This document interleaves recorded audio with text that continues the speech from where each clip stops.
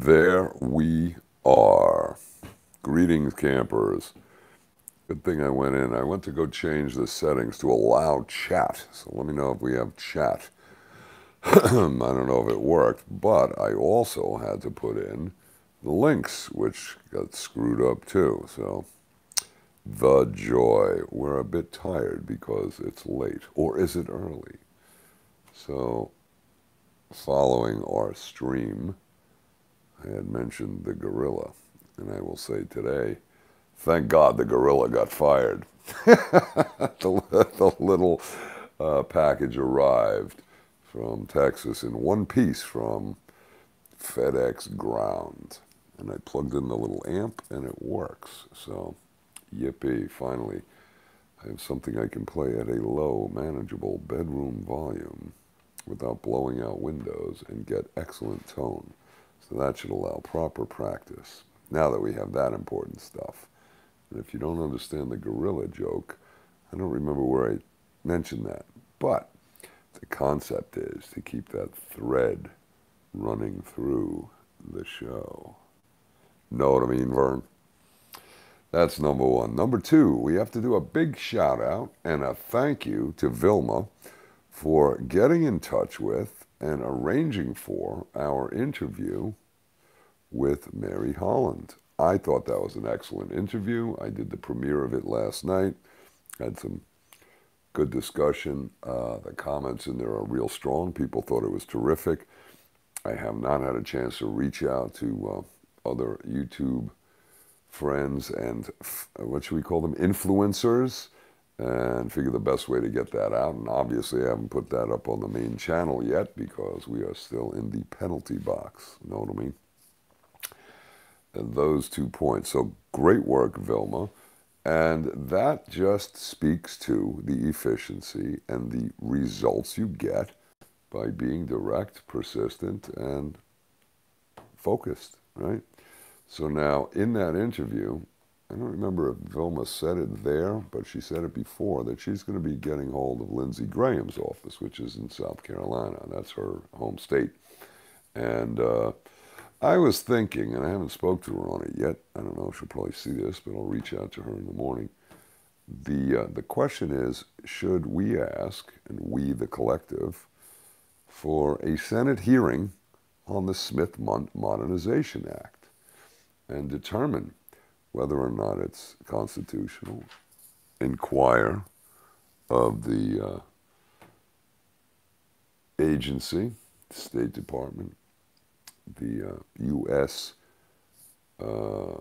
Agency for Global Media, about their use of propaganda within these United States. Wouldn't that be a very interesting hearing? Well, now, I think it would. And I think that's the kind of pressure these senators should hear. And perhaps they should be hearing it just before the election to let them know, A, it exists, and B, they need to do something about it. That's just my 2 cents. You could throw your opinion in the comments. I don't see comments floating here, so I guess me turning it on didn't work. Sorry about that. I'll have to check for the links. Now, a couple of interesting things. We had the Trump debate, and it's amazing how Biden is using their Saul Alinsky mentally ill schizophrenic technique to accuse Trump of exactly what he's doing while denying that he's doing it and lying. Amazing. You've got the smoking gun of the Russia cash from the mayor's wife. You've got the Chinese cash, the structure of their joint venture deal where Biden is receiving 10% a key and access to the office, and that Junior is going to hold his 10% for him. The whole thing is laid out. And what does Biden say? Well, that's not true. That's been debunked. And, of course, their friends in the media or the various intelligence agencies, the alleged intelligence agencies, say, well, this is a Russian disinformation plot. And Trump was like, oh, man, not that again. Not the Russia. Give me a break. So Biden accuses Trump of taking money from Russia and from China. Fantastic. Fantastique, right? But what's curious, or what I thought the highlight was, Trump made a couple of good points, but I think the winning point Trump made was, look, because of you and Obama, that's why I went into politics. That's why I'm here now, because of you. Because you're a politician. And then Biden was back and forth, and Trump says, yeah, and if that's true, it means you're a corrupt politician. Amazing. I don't know. I was just wondering when, Biden keeps hammering Trump on the damage that has been done to the economy, et cetera, and the outrageous estimates of the death and, destroyed hospitals and whatnot. Wouldn't it be nice if Trump said, well, we can blame Fauci for that, and Birx, and who hired them? How come he doesn't say that? Because he doesn't want to admit that he was snookered. Or is he actually playing into that game? All right, that's just my thoughts. You decide, campers. Hang on, off camera, flame on. The American tourister gorilla, that is. They fired him from FedEx. He works at Miami International. Anyway, so that was the point on the debate. I thought Biden was pretty coherent. He was good. He wasn't as jacked up as he was last time, and I don't think he had his black mini contact Google glasses on. Interesting. But we'll see how it plays. And I thought the moderator did quite an excellent job. She was the highlight of the show, in my opinion. I caught about 3/4 of this thing. Now, the Senate today, the Democrats decided to boycott the vote on Judge, what's her name, Barrett, to be moved to the full Senate to have deliberations and a vote as to her confirmation to the U.S. Supreme Court. So what the Democrats did, like good little follow-alongers, is they decided to use the powerful economic technique of boycott. Gee, I wonder where they learned that. Didn't that have to do with Nazi Germany? And isn't there a BDS or an anti-BDS movement going on? Curious how that works. So boycott their job. They're not boycotting it. What are they doing? They're on strike? Is that what that means? We're boycotting the hearing? Unbelievable. So Lindsey Graham on the Judiciary Committee in the Senate said, nope, we're not playing that game. We have a majority here. We have sufficient numbers. We have 12. We're voting. And it was 12-0 to move her nomination to the full House. Okay, good. There may be a glitch in that. There was an article I was reading. Actually, I think, no, I have that, the other art. Yeah. Nope. The one I have here is from Epoch Times. It should be in the links. If not, it will be there right after the show. Talking about the Senate subcommittee, again, Judiciary, subpoenaing Twitter and Facebook. Now, 2 days ago, they voted to not subpoena them. So how did that happen? So today it was a 12-0 vote again. So I guess in their boycotted version of the committee, they got some stuff done. But that's the link I'm putting in. The other link on Epoch Times, and again, the download is there in this link. That's the way they do it. I strongly and highly recommend getting that. This is a great app, and you're getting a lot of news. And with the amount of stuff going on, you don't want to rely on stupid YouTube, and you certainly don't want to rely on everything else. This gives you a good feed of some wild stuff going on. So it's good stuff. I don't get paid by them, so I'm just telling you, it's a good source of information.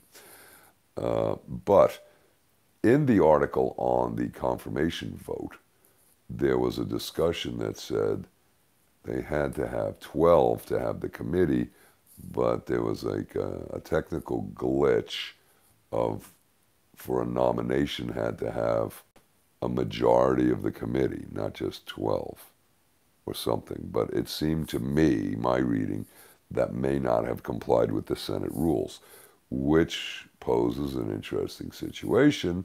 Can they then challenge the sufficiency of her appointment. I don't know, but I'll see. Maybe I'll find that link and throw it in, or you can check it there on their website. All right, so that's interesting. So they did decide to subpoena Twitter, which is fascinating, and Facebook. Let's see what kind of a kabuki dance nonsense that is. A little late in the game, no cease and desist letter from Barr. There was another important point in here, and I can't see the title. Give me a second here. Where's my sheet? Maybe that'll remind me.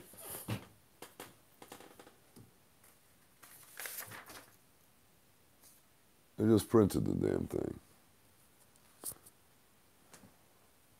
Oh my God. Let's take a walk. Okay. Printed the sheet. Where did I put the sheet? Huh. Okay, well, let's talk about Fauci, because I know he was on there, and this is an important link. First link, Dr. Breggin did an excellent interview in here. I don't believe, I can't find the sheet. There's a second page that I threw in the garbage, and the first one seems to have disappeared.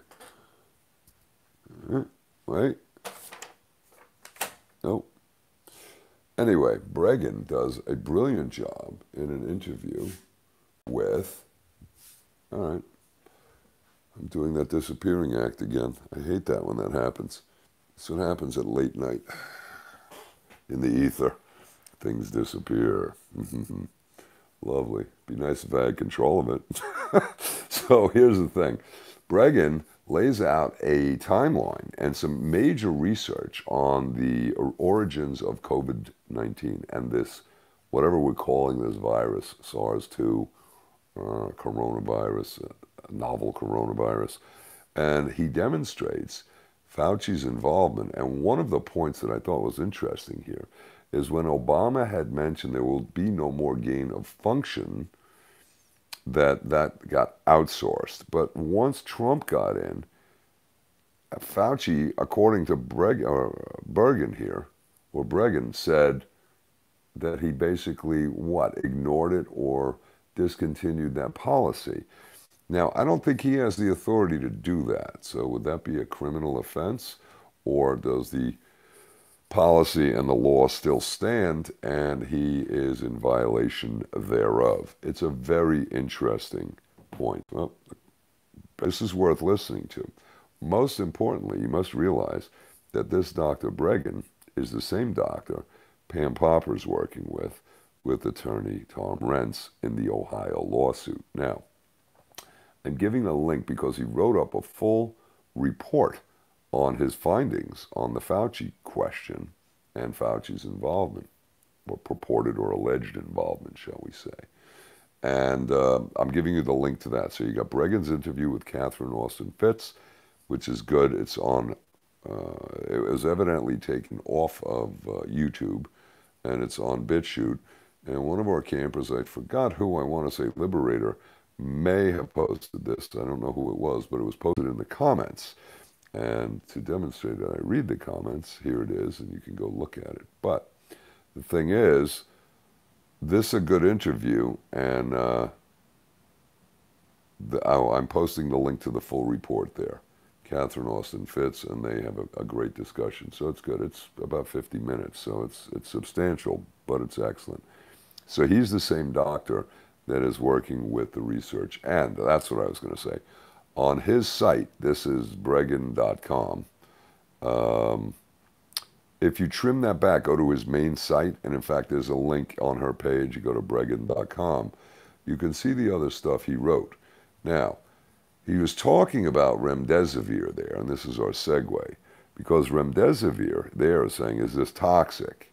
And does Fauci know it? Well, this is curious, because just today, the FDA gave full authorization for remdesivir to be used as a therapeutic, a treatment drug for COVID-19. What's even more interesting, and that's from Gilead Sciences, right? A couple of days ago, maybe 2 days ago, 3 at the max, the WHO announced that they were not going to recommend remdesivir because of all of the clinical trials that were done they felt were invalid. And Gilead said, wait a minute, our trials are excellent, and they argued against it. And then a day after that, boom, FDA approves it. Now, who do I really want to believe? I certainly don't believe the WHO. And I'm thinking they just wanted to delay it. They don't want a treatment because that would impact their vaccine play, right? So I'm not sure. You decide, let me know, leave a comment on that. But I don't have an article for that one, but it's there, right? I guess I can check that. I'll find a link for you, but I wanted to come back with that. So that's very interesting. So they flip-flopped. Lots of strange stuff happening, right? 2 days ago, the WHO says no. Gilead says, yeah, it's good. 2 days later, it's approved. Now, the fact that it's approved as a therapeutic, I think impacts this whole vaccine question also, right? Now, somebody had posted in there, bandwidth 88, yesterday that somebody died in the Brazil trials. Yes, I had mentioned that in the show. However, they came back and said, excuse me, that 10 more people died today, but that's like no evidence, no proof. It sounds like, gossip. Where? What trial? Was it Brazil? No indication. I said, hey, you got a link? Where? What trial? Blah, blah, blah. Nope. 10 more people. I don't think so. I didn't hear that anywhere else, right? So that's just noise. Posting noise is noisy. So that's the story, campers. I think we'll do it there because I'm getting like sleepy. The other thing is there's another good link in this list for you, and it's the full Wakefield movie that we mentioned and that Mary mentioned in our interview yesterday. And I put the link in there. I'm also putting it in here. And I did not watch the press conference yesterday of the Children's Health Defense, which is Kennedy's organization and the one that Mary is general counsel for.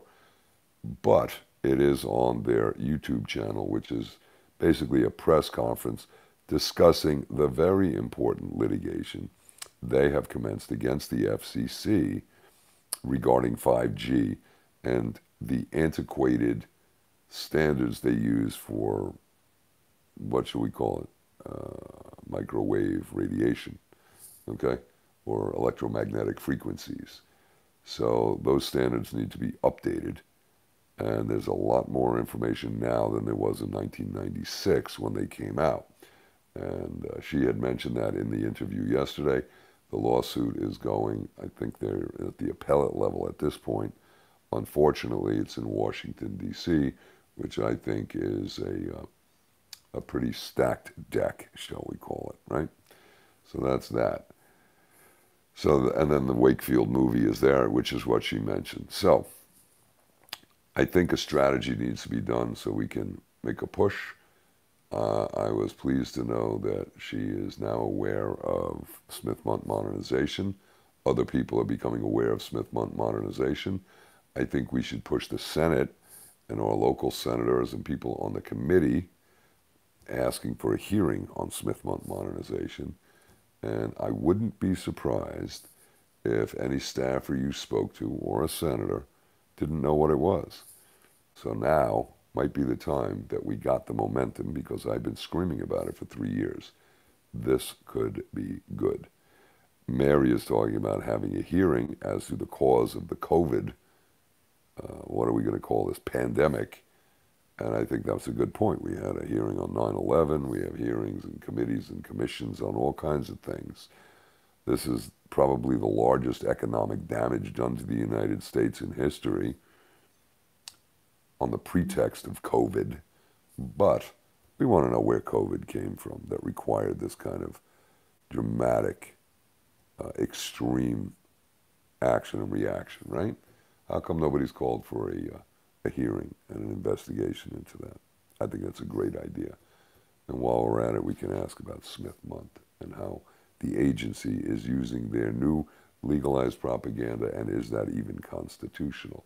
I think that would be a blast. having the CIA up there, the State Department up there, the Broadcast Board of Governors, and or the U.S. Agency for Global Media answering questions about what propaganda they're putting out and how they're doing it. Wouldn't that be great? And what's their budget? And produce documents. Well, now, I doubt very seriously that any of those senators, unless they hate the idea of propaganda, would have much, shall we call it, fortitude, right, to go after these guys. You notice when they did Gina Haspel, nobody asked about black sites, nobody asked about extraordinary rendition, nobody asked about MK Ultra, and you know, Operation Mockingbird, and all of the other nifty things that they're doing. Why not? I guess they just missed that. And nobody asked them about Vault 7 that had been released at that time, and whether or not that would qualify to create the appearance of Russian hackers, even though it could be some kid in the backwoods of West Virginia, right? Wouldn't that kind of knock the wind out of their sails or knock the floor out of their argument? Yeah, but nobody mentioned that. Gee, they didn't think of it, or they thought to avoid it. I don't know. But what a cluster we've got up there in Washington, don't we? All right, so that's my 2 cents for today, and I didn't forget you. And it's almost 2:30 in the morning. Still moving on and got lots to do. So I think I'm going to grab a little bite to eat. That'll help me sleep, and I'm going to snooze out. So on that note, I can't believe I can't find that stupid sheet.